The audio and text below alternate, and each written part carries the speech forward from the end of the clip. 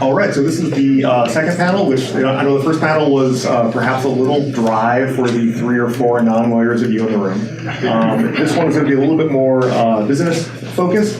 The topic here is legal issues for new cryptocurrency offerings. And the panelists, perhaps you'd like to introduce yourselves. Sure, I'm Jim Gatto. I'm a partner here at Shepherd and co-head the blockchain team with Adam. And I don't think Adam got a chance, but I want to thank all of you for coming, Femo, for putting this together here. We're very happy to host this, and it's great to see the wonderful turnout. My background real quick is I do IP, tech transaction, and regulatory work. So Adam does a lot of the security side, a lot of the other issues, which we'll probably touch on in this panel, fall into my bailiwick. Great to meet you, James. Thanks, Shane. My name's Tony Lai. So I'm a lawyer by training. I trained for and practiced for several years as a technology lawyer, but I'm currently an entrepreneur and the founder of a company called Legal.io. We build a decentralized legal services marketplace infrastructure. We graduated through a startup accelerator at Stanford called StartX, and we've been helping a whole bunch of StartX companies, amongst many others, in considering some of the legal aspects around both cryptocurrency offerings and then what happens afterwards in terms of how they structure their smart contracts and deal with the whole governance of their blockchain ecosystem. From an academic perspective, a lot of that work ties in with what we do at Stanford at a center called Codex, where I head up the Codex blockchain group. The Codex is the Stanford Center for Legal Informatics, and we study, research, and publish around the intersection of law and technology. And so for several years now, we've had a research track around computational law and computational contracts, and now blockchain has sort of been the prodigal son, which has come and sort of drawn this whole field into the limelight. And so researchers, academics, as well as policymakers and practitioners, we're all at the heart of legal technology, very interested by not just what cryptocurrency represents, but that underlying blockchain technology and how it affects all kinds of different industries and regulatory issues that will tie in with digital identity, data protection, and the ways in which even competition law, for example, applies within the cryptocurrency ecosystem context. Could you pass the mic down to Mason? Hello, my name is Mason. I run a company called TokenSoft. We basically have a platform that helps people run regulated ICOs or securitized ICOs under Reg D exemption, Regulation S, Regulation A+, and we'll be doing public offerings first or soon. Basically, companies that are looking to do ICOs come to us after they finish their white paper and have secured counsel, and we basically have a platform that does all the KYC, AML, investor accreditation, has legal terms in the middle, and processes the payments. So that's what we do. Okay, and then so I'll do a bit of an intro for Peter on his behalf while we're working on the tech issue. So Peter is working with, or founder of, and working with companies called DigiRamp and AltMarket. And I'd love to hear more explanation from you, but it sounds like you're sort of in the trying to put together a company that can have licensing rights for things like music on the blockchain. Is what his goal is. So let's get started. So even before a company starts to work on a blockchain product, what sorts of things should a company be thinking of, just in terms of the everyday kind of blocking and tackling of setting up a kind of blockchain-ready legal entity? So I'd say that at the first level, you want to do everything else that any other startup is going to do. So you want to have the basic blocking and tackling and formation. You want to make sure you own your IP. You want to make sure you protected IP if you have protectable IP, and taking care of kind of all those issues. Can you hear me? Okay.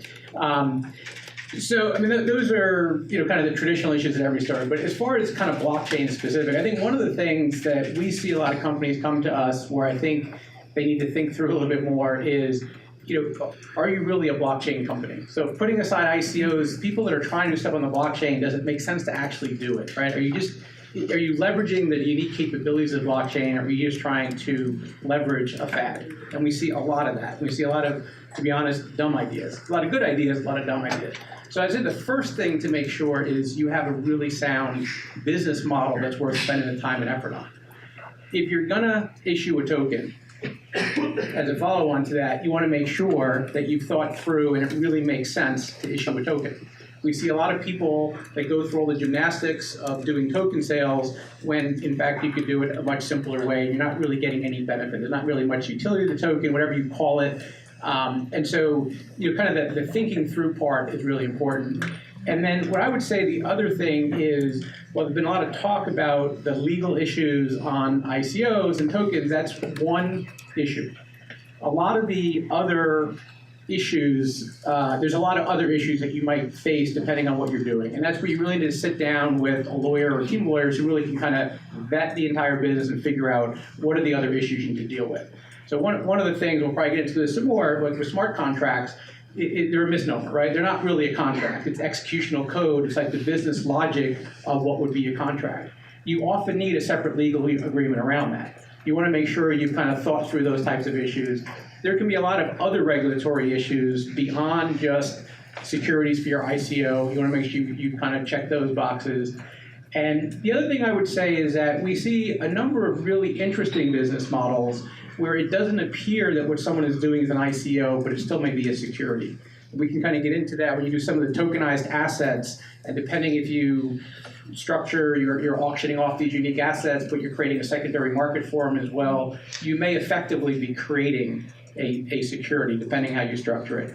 So, I mean, those are just some of the issues. I think really the key important takeaway is before you get too deep into it, you want to make sure that you've had what you're doing vetted from a business and overall legal perspective to make sure that it's worth spending more time, and then understanding what you need to do to do it right.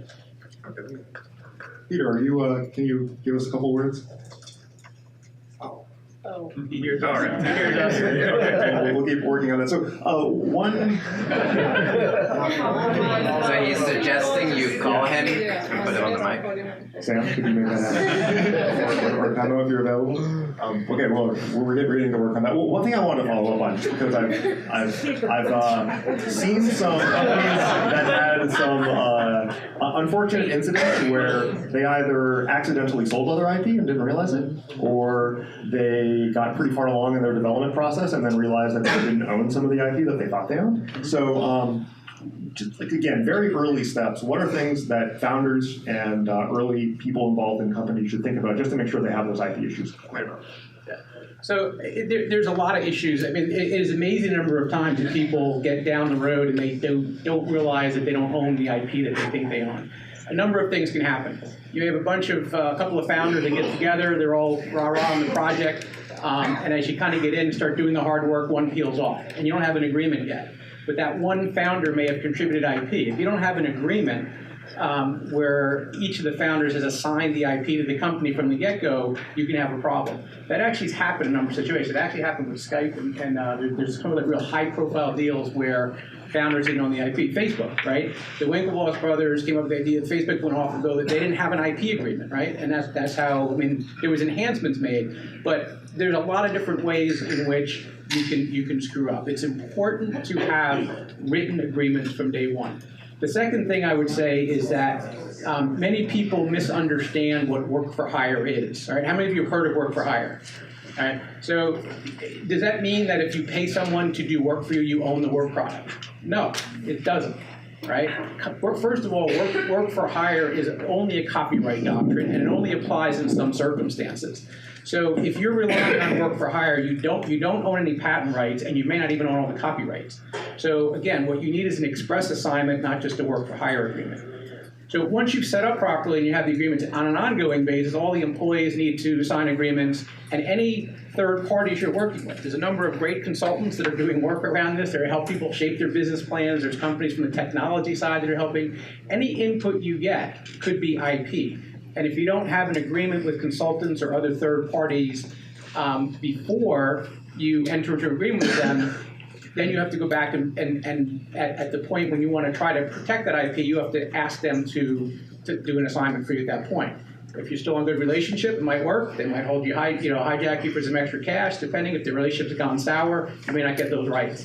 So there's a lot of steps that need to be done to do it right. And we see many times where this shows up is if so you get past your ICO, you build a company, you want to actually fund your company now. When you go or sell your company, when you get into the diligence phase of that transaction and someone is looking into the IP issues, if you don't have it all buttoned up, you're going to have a problem. That's not the time you want to have a problem. So take care of it ahead of time.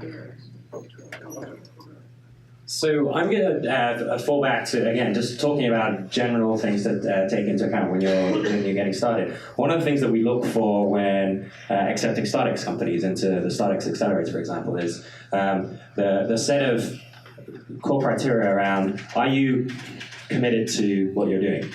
Is it clear from sort of a baseline that there's a passion involved with the area? And that's going to come through when you start going to issue. I mean, in a more public way than any regular startup in doing an ICO. The second is, have you demonstrated that you've got the team necessary? And I think even at before thinking through the idea, do you have the people necessary to sort of to do what it takes? And so these are some of the really basic things. And one of the number one reasons why startups fail is because co-founder issues. And so again, these are the sorts of basic things that you want to think through. Do you share values? Do you share that alignment? And again, when you're thinking about something as public as an ICO, these things can very easily come through. And again, regular founders or founders of decentralized blockchain ecosystems, I think these the founder dynamics are really important. And then I think something that we're going to see emerging more and more in terms of things maybe to get in line that's somewhat related to values is the whole governance framework for how you as founders make decisions, but ultimately how the whole ecosystem makes a decision. Now, I don't know whether that's something that you advise people to think right up front necessarily, but ultimately that's going to flow through the entirety of your ecosystem, the entirety of your marketing, your PR around your ICO, and ultimately whether it survives or not. Because again, if you haven't thought through those values that underline how you want this ecosystem to grow, then that's sort of setting yourself up for a lot of legal, if anything, troubles later on down the line. I guess. Check 1, 2. Wait, can you? Yeah. Hey, here we go. All right, I think we can hear you. Check 1, 2. Can people hear? Yeah. Okay, fantastic. Okay, so we've got Peter. Peter, would you like to do a belated introduction, please? Yeah, the connection is really slow, but if you can hear me, I will continue. We can hear you. Okay, great. So guys, first of all, sorry for the technical glitches here. I guess this is what happens when you're in the capital of technology. We are all part of this community, and DigiRamp was a platform that I created and founded, must be close to 4 years ago, prior to the big boom in crypto. And it was essentially created to register and create digital certificates for any IP. In my case, I used it for music. That included copyrights, registration, ownership, transferability, authorizations, all of these things that make up what we use blockchain now for. And when Gavin Wood called me, he said, Peter, I don't know if you realize this, but you've essentially reverse engineered what a blockchain does. The only difference is you're doing a centralized, whereas blockchain is peer-to-peer network of nodes. And it dawned on me that what I'd done was created something that any person who, by filling in simple blanks and text fields about information, could then corroborate and authorize the use of those digital certificates. The last step was to then tokenize those certificates and be able to put them on either an exchange. They could be tradable, they could be assigned, they could be transferable, but most importantly, to be able to transact with IP that was actually verified and corroborated by all parties. And that's the immutable ledger, which of course it never changes. It can be added to and it can be updated, but each and every step of the way, there's a record, and that's primarily what the advantage is of the blockchain technology. Fast forward 4 years, I am now co-founder of a new company called Alt Market, which essentially will be the first crypto exchange for tokens that will not need to be regulated because they are not securities. We're actually serving them, and the offer is that they will be essentially merchandise using the rights that any artist or IP holder has to its own name and likeness. Think of these as baseball cards, which can be traded and they have no intrinsic value. However, they can be scarce, and through scarcity, collectors and the free open market may choose to buy and sell them, but certainly the offering is not as a security. It's more of a utility token, and it's going to be interesting to see how a utility token then gets valued by the public, but not by the seller. Fantastic. Thank you for that intro. So we were just a moment ago sort of talking about, like, okay, before you even start, like what are the basics of starting a company? So let's say you've got that done. And then, based on how you have a huge amount of experience in this area, so you've got that, you've got maybe a draft white paper. What are the next steps? What do you see companies do? Yeah, so we usually don't like to talk to people until they've secured legal counsel, and that's because basically our website helps you take in investors and helps comply with the laws, and depending on how your counsel interprets them. So I think having a good understanding of how you want to treat investors in the U.S. and then treat investors internationally is really important. And those are some things you should maybe ask counsel when you are shopping around. Who to work with. And typically in the U.S. it's Reg D, but how they treat them internationally is a huge question mark right now. So there's two big law firms right now that are globally treating international investors as U.S. investors, and obviously that doesn't protect you overseas. It's a little bit challenging to take people in. So having a good understanding and strategy for that, I think, is important. And so one big component is counsel, but then having like your marketing and PR figured out is really important as well. So when people work with us, typically there's the law firm and then the marketing and PR firm. And so having those like three components and sort of a strategy for reaching out to investors is really important. That's something we don't do. And many times, the ICOs either don't do well because they don't have good execution strategy with marketing investors, or that's actually the primary reason. So it's really important to have that sort of like figured out. Great. And Tony and James, like, do you see any other kind of persistent structural issues come up where you see the sort of many companies coming to you and saying, oh, we want to have a token offering like this, and are there any sort of like kind of persistent myths that you would like to dissuade people of? I'll let you go first. Well, one of the original myths, I think, was whether or not you could issue tokens to unaccredited investors.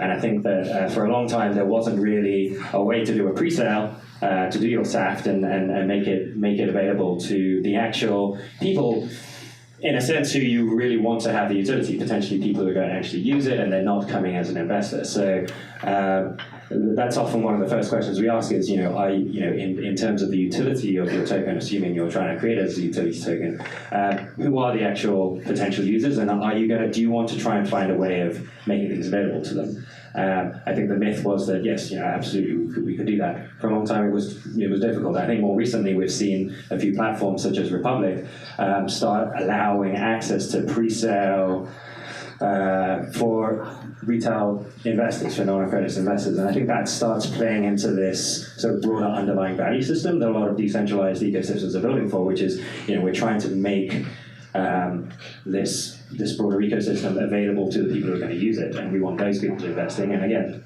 in some senses, that speaks to the underlying ethos of what true ICOs are potentially trying to look for, and potentially will help ease some of those potential regulatory issues further down the line. I think there's a lot of issues. I think the number one thing that I would say that we see is people who know a little bit about the law and try to define their token, their offering, in a way that uses terminology that's safe. But when you actually look at what they're doing and you get behind the facts, it really is a legal problem. And so what you call it doesn't matter. You have to really think through. So we've seen people come and say, oh, I'm doing a digital collectible. but they're creating a secondary market for it, and so you're gonna make a lot of money because of the appreciation, and the company is participating in creating that enhanced value. Like, you could call it a indispensable, but at the end of the day, when you look at all those facts, if they're a certain set of facts, it still could be a security. It still could be something that's issued for profit in a common enterprise, and you're relying on the efforts of others for at least part of the profit. So there's a lot of different issues like that, and I would say don't get caught up in the terminology, and don't convince yourself that I'm calling this a whether it's a digital asset or token. The terminology doesn't really matter. Make sure you really think through the real facts and understand how the law is going to be applied to that. So there's one really chronic problem that we keep running into, and so if you're doing like a token sale yourself and you've started reaching out to investors and talking to people that are going to help do some marketing for you, a lot of people will turn you away because they will turn you away unless you're a utility token. And the reason is that the crypto hedge funds, based on the custody rule, they can't hold security tokens. And then the exchanges won't list you if you're securities either. So there's this huge problem where people, when they're just starting out, they go talk to all these people and they say, sorry, we can't take you because this could be a security, or sorry, we can't take you unless you're a utility. And so this creates like an issue where a lot of people get pretty far into the process thinking they're a utility token. And so like sometimes I have conversations with these people. They're like, hey, we're doing this project. It's going to be a utility token. I'm like, awesome, sounds really cool. Have you talked to a lawyer? And the answer is 99% of the time it's no. So I think the biggest problem right now is there's no like safe ecosystem for security tokens, and people are just assuming that they can't do a token sale until it's a utility token. And what happens is, as soon as they go talk to lawyers, then they find out they do have to do a regulated sale. And one pathway we do see for this, based on just our perspective of working with all the law firms, is exactly what Greg in the audience was saying earlier, doing a securitized sale that does at some point in time convert to a utility. So we are seeing big reputable law firms start to interpret them in this way. So yeah, I think the biggest myth I see is that you can't do a sale unless the utility token sale won't be successful otherwise. Yeah, that's a really good point. Now, Peter, I'd like to bring you into this because we're all sort of on the sort of services side of things, and as someone who's had to interact with those services, what sorts of pitfalls or annoyances did you come across in dealing with basically the rest of the panel? Talking about starting a SaaS, a platform online versus just a sale? Or just, have there been any kind of problems that you've bumped up against in terms of getting alt market to positioning where it is? Did you, butt heads with any lawyers? Issues like that? We were very, very cautious, and we tried to look at all of the pitfalls and do the exact opposite. And by that, what I mean is we try to anticipate all tokens being viewed as securities, which as of today, it sounds like these guys at the SEC are saying, I've never seen an ICO that wasn't a security. And I don't know exactly where the legal battle is going to fall, but our goal was to make sure, and by the way, it didn't start this way. You're absolutely right. We thought in the beginning that the path of least resistance would be to sell something that could then just be traded and go up and down in value the way currency is. But it became very clear that in order to avoid that, we wanted to create what is truly a utility token and has by proof of holding, you have the use of that token. In other words, for example, I'll just make a quick example. So I wrote a big hit for Madonna called Open Your Heart, and if we put out a Madonna token that is strictly utility, depending on the number of tokens which you hold, you have use of them for access. They're not being redeemed, they're not being traded, they're not being used to transact. It is strictly the fact that it's like a badge. You're in a club, you have access to certain things. Now, back to the gentleman on the far left, because I liked what he was saying. I also, I'm not a lawyer, and I'm not considering myself as a cryptocurrency trader. But I have been it's my understanding that there's a difference between what's called an enterprise risk and a product risk. And somehow the definition of what it is that an investor may be buying into changes once it actually goes live and becomes available on a public exchange. And I'd love to know whether you guys have heard of those definitions and what they mean to you in terms of your profession. Enterprise risk versus product risk. It's an interesting one. Anybody? If you refer to, if what you're getting is a right in a company, if that's what you're referring to as far as the enterprise, as opposed to where the token entitles you to a product or a service, then yeah, there can be a distinction there. So if you're getting an interest in an enterprise, like a stock or other type of interest, that is going to more likely be a security. If what you're getting is like a Starbucks prepaid card, where there's some more fixed value and it's for some service, then that's probably more on the okay side. Where the line gets blurred is when you're buying a token for a product or a service that doesn't exist, and the money's going to build the platform, and that's where it gets a little complicated. That's what I was thinking of, and for some reason I didn't want to gather that's what's called enterprise risk, because it's the risk of creating an enterprise. Once that enterprise has been created and there's a product, now it changes the nature of that token. It's now available, and it actually is a security. But I'm under the impression that up until that point, you're investing in the actual enterprise that is going to create the token, and it may not be considered a security the way the token or the product is once it's finalized and released publicly. And by the way, that's another question that I found interesting was, at what point is it considered to be an official release? Because as you guys know, these tokens and chains are constantly being revised. Break it, make it work, break it, make it work. Yeah, I would just to go back to just what you said just before that, though. It really is fact specific, though, right? It's when you talk about enterprise risk. I mean, it really still depends on what you're investing in, what the status is, what the money's being used for. I mean, as Adam mentioned on the prior panel, I mean, the test is how we test, and it's, are you investing money for profit in a common enterprise? And you're relying on the managerial or entrepreneurial efforts of others for that profit.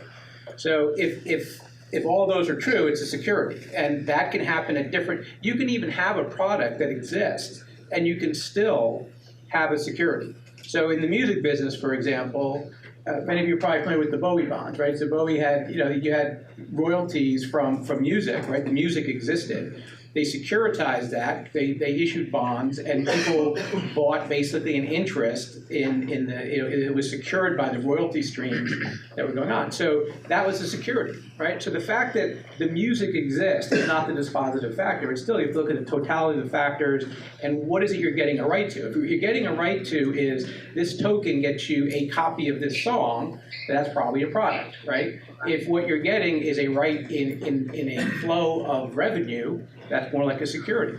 So the single factor of whether it exists or doesn't is not going to be determinative. There's an interesting company that came around recently called Royalty Exchange, and what they're offering is for a buyer to purchase an interest in future income streams, but they're leasing it. In other words, it's basically an advance on future royalties, but that never existed for the writers. There was only traditionally what was called publishing advances, which represents another half of income generated from that IP. For the first time, as the writer, and I can't sell my writing interest, but what I can do is lease it. So you give me $50,000 today, and the earnings that I will do, I will create a letter of redirection that those earnings will then go to you who is leasing that income stream. And I thought that was a really interesting, for the first time, way to tap into royalties and new revenues that have never existed until recently. And I imagine that's where we're going with alt market, which is to be able to monetize a new stream of income that is based on nothing pre-existing in terms of rights. If you're signed to a major company, say Universal, as a songwriter or as an artist, they're going to receive all of the interest based on the music itself. But the fan club, as it were, or the fans who might follow or have an interest in participating in events with that artist, that's something that has yet to be sold off, even in a 360 deal, which means technically all income. But at least the artist or the writer or the owner has that right to their own name and likeness. And I believe that being tokenized is something that is exciting for ways to at least generate value. I don't want to call them securities yet because you're not promising anything of value in exchange other than perhaps access. Is that a security? Yeah, I think here's the fun part for you is when you do pay out that dividend, do you have to like KYC AML them, or do you just find the list of token holders and just distribute? Absolutely full-blown AML KYC. I would look at token buyback. Yeah, so we're a little pressed for time. I'd like to hit a couple more subjects and get some time in for questions. So Mason, in the prep work for this, you and I had talked a lot about the sort of structure of the actual token sale smart contract and sort of best practices around that, and you had some opinions on that. And I thought maybe you could share. You had really had this emphasis on simplicity in the contract, and maybe you could comment on that a little bit. Yeah. So at the end of the sale, essentially, okay, so now that there's no more utility tokens, at the end of the sale, usually there's a period where the sale is closed, and then you, at some point in time, if you're doing registry with a 1-year lockup, you distribute the tokens at some point in time. And so we've been asked to like do very interesting things with the contract, like build in vesting periods and stuff like that. But it's really easy to sort of get lost in like making these things like complicated. Like, can we put everything in the smart contract? So in terms of like vesting periods, if you're doing like a 1-year lockup, 2-year lockup, whatever, easiest thing is probably to just withhold the tokens. Pending approval from your counsel, withhold the tokens and then distribute them at the right time. We're also doing like more complex things, like with the Reg A Plus. It's essentially a share is linked to a token, and when dividends are paid out, like from the profits, there's an interesting problem where you do have to, based on what their counsel is saying, you do have to KYC AML the people that are receiving that dividend, and so now you have to have basically a mechanism where people come in, they submit KYC AML information, they prove that they own these tokens, and now they can choose whether to receive payment in Ethereum, Bitcoin, or through a wire. So we're seeing like interesting things like this come up. We're also doing a fund of funds where after the 2 years, there's a distribution of the token. So again, those folks that do own the token at that point in time have to come back to a website, register their address, go through KYC AML, and then receive their percentage of the distribution. So those are like complexities we really can't get around because of regulatory.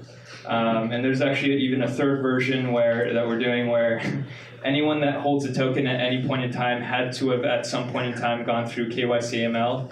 And so there's essentially a whitelist of people that can hold the token that have already been approved to hold the token.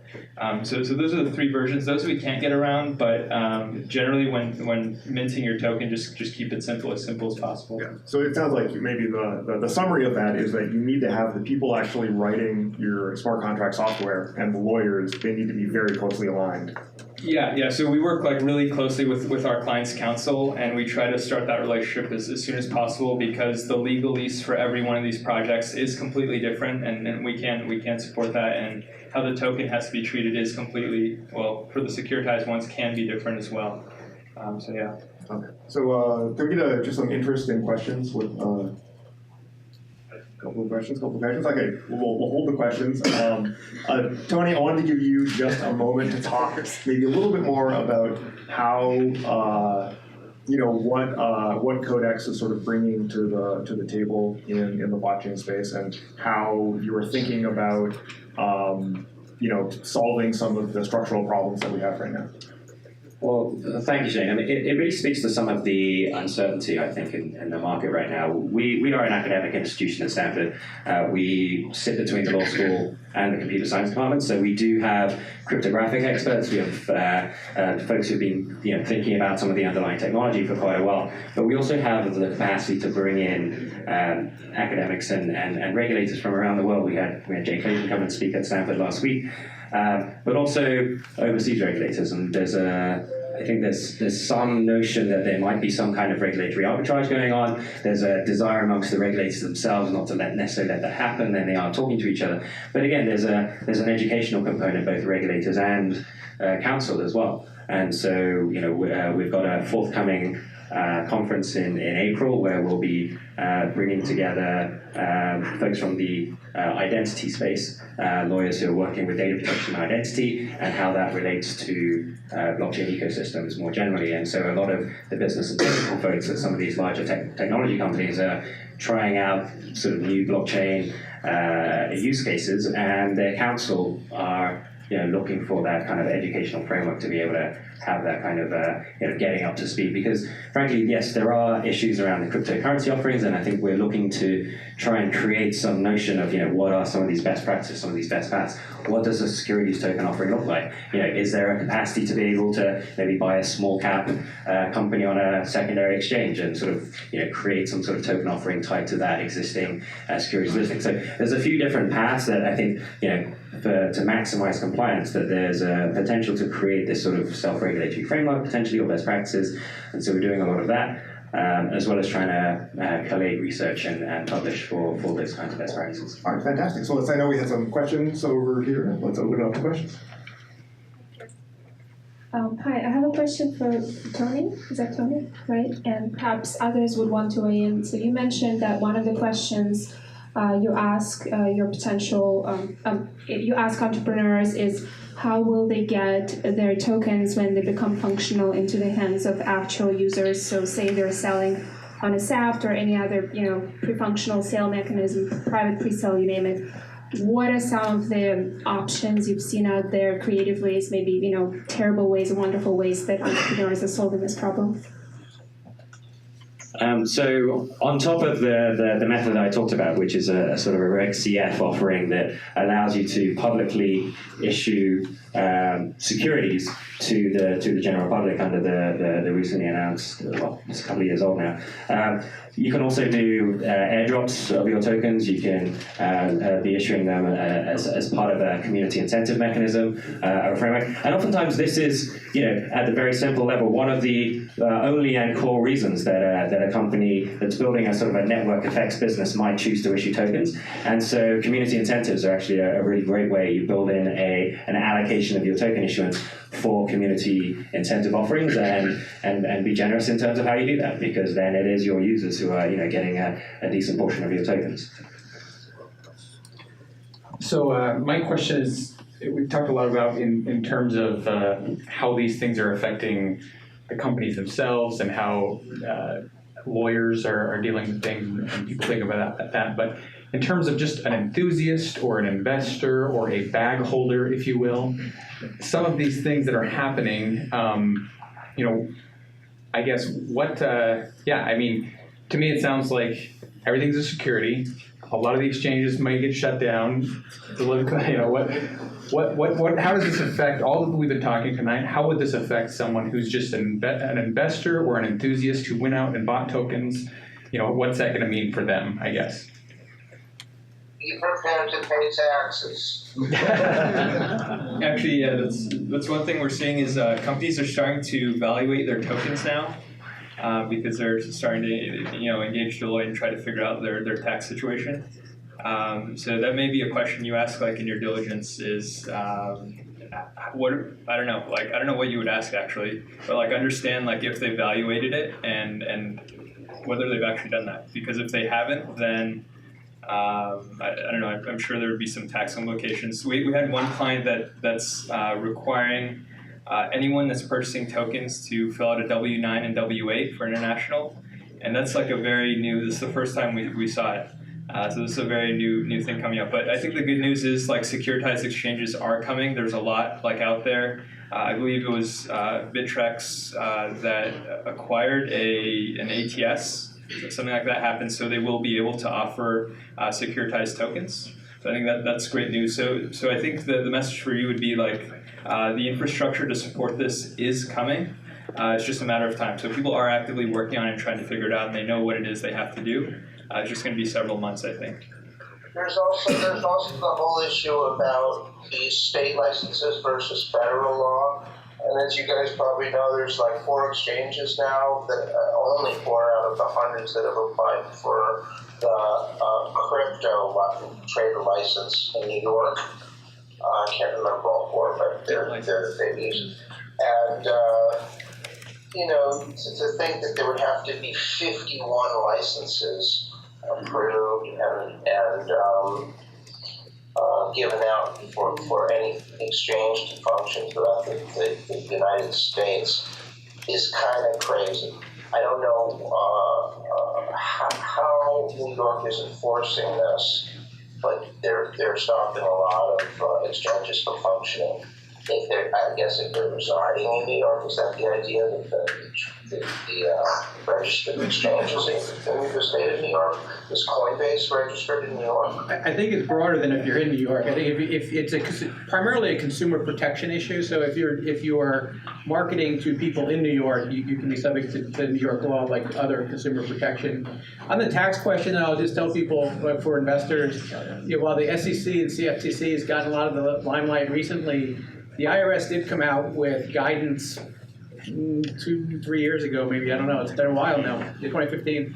And it's pretty clear that even if you flip from one crypto to another and you make money, it's taxable. Now, to the reporting issue, right, there's not a lot of reporting going on right now, but many of you may be aware, or if you're not, you should be aware, that the IRS sued Coinbase to get a list of people who engaged in high dollar end transactions, et cetera, and they mostly won that lawsuit. They didn't get everything they wanted, but there is a couple of years of trading information for active traders on Coinbase that are now in possession of the IRS, and they're not just collecting that for fun, right? They made it very clear that they expect people to pay taxes, and it's not a question of if you got a gains report from somebody. It's your obligation to pay if you've made money. So, word to the wise, not to be a kind of doomsayer, but the IRS is coming. And on that happy note, we're going to wrap it up. I'd like you all to. But the good news for fiat, cash outs, but actually. Now, what used to be called, same category from one crypto to another is also now considered an actual taxable event. Yeah, so we're completely out of time right now. We gotta wrap up because we're losing the space. But I'd like everyone please thank Mason, Tony, James, and Peter.